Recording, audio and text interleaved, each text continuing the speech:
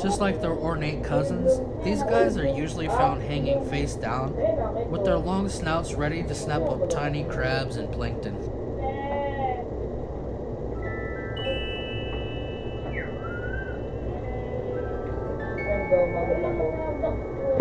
Robust are found in quite a few different colors, from dark green, bright green, brown, pink, and even yellow.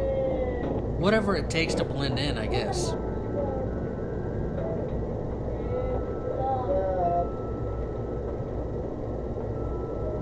If I could show you everything I've seen at the many dive sites around Malapascua and Gato Island, this documentary would be many hours long and filled with countless species.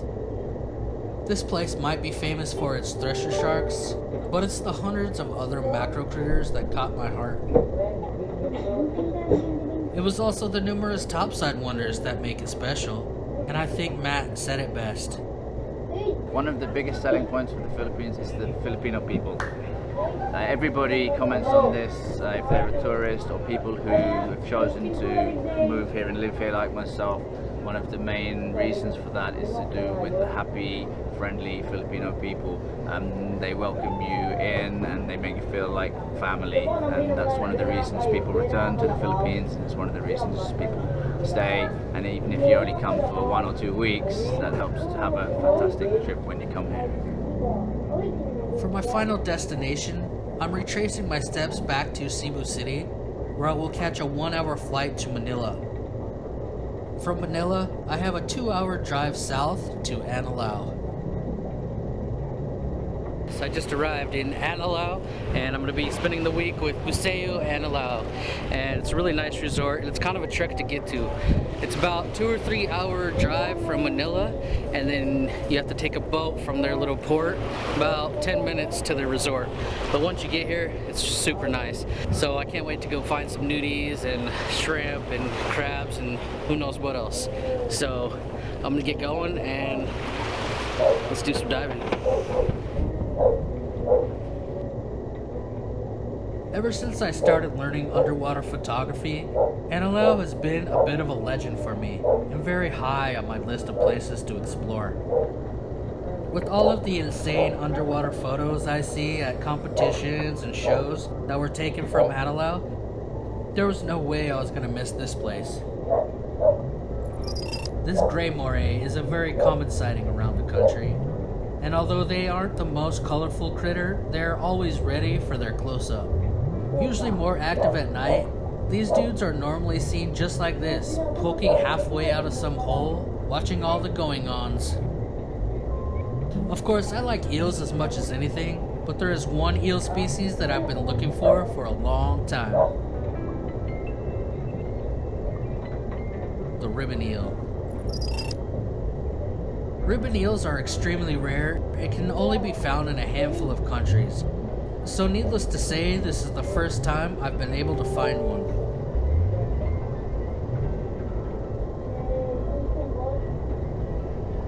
All ribbon eels are born males and are black in color with a yellow dorsal fin. As they mature, some of them turn blue colored, like this guy, with yellow accents lining its mouth and spine. After the male reaches a certain length, it turns into a female capable of laying eggs. For whatever reason, some change into a bright yellow, but they are harder to find, at least for me so far. Recently, a very rare species of completely white ribbon eel has been occasionally seen by a few lucky divers in Indonesia. I'm not going to find a yellow or white one on this trip, but I'm just happy enough to found my first ribbon eel here in Anilao.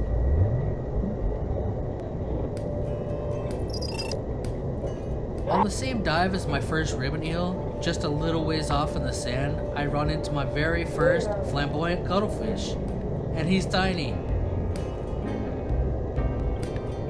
Unlike other cuttlefish species, these guys don't dart away when approached, instead remaining stationary, flashing its color patterns and pulsing its skin in hypnotic fashions. He wasn't the only flamboyant I ran into in Anilao. As I watch these cute cuddles walk along the sea bottom instead of swimming, they continue to change their vibrant colors. Most other fish that have such bright colors use them to warn predators of their toxic nature.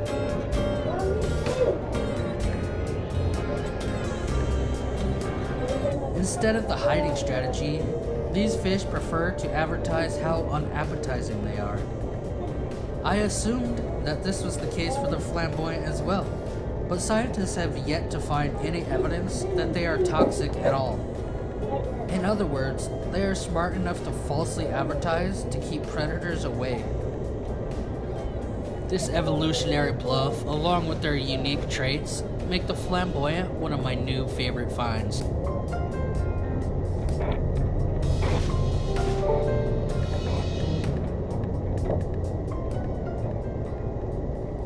This is a first for me. The rhinopia can be found in rock piles and other mud sites around Anilao and are a great find. There are a few species of rhinopia here, all of them on my list, and they come in a ton of really vibrant colors. This orange guy is a paddle flap rhinopia, and I followed him along as he walked along the bottom hunting for a snack.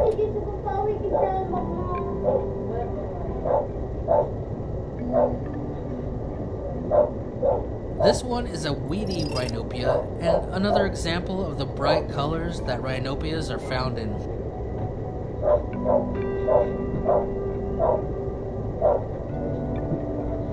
Anilao dive sites are so crowded with amazing creatures that for the first time in my life, my camera battery is completely drained by the end of each dive, just from constant filming of critters.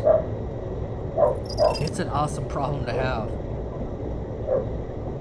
Some rarities, like this electric clam, are a fascinating thing to see and are a critter hunter's dream. But what is Anilao really famous for? Is there any one species that really stands out? If the stories are true, then it's surely this guy.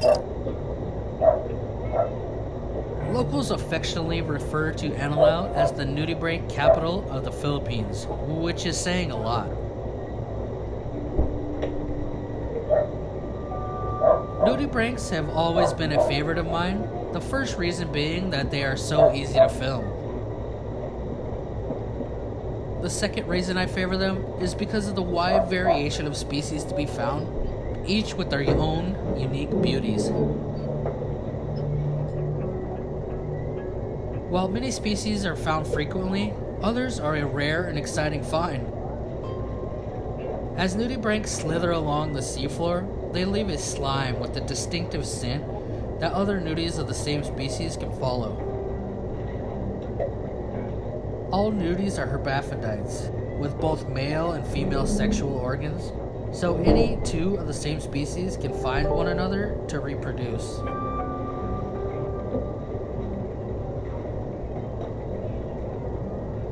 I'm always intrigued how these small creatures with no eyes can find each other in all this vastness. But I guess if you're a nudie, there's not much else to do all day besides search for food and love.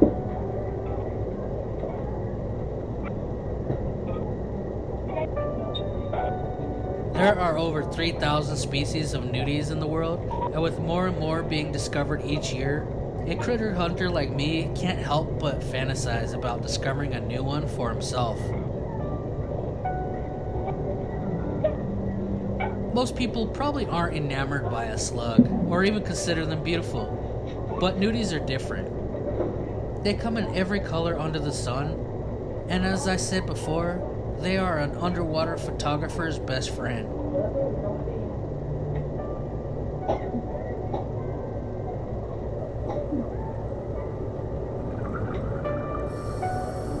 Maybe one day I'll make an entire documentary about nudie varieties, but for now, I'm just glad I get to explore the nudibranch capital of the Philippines for my last stop on this journey.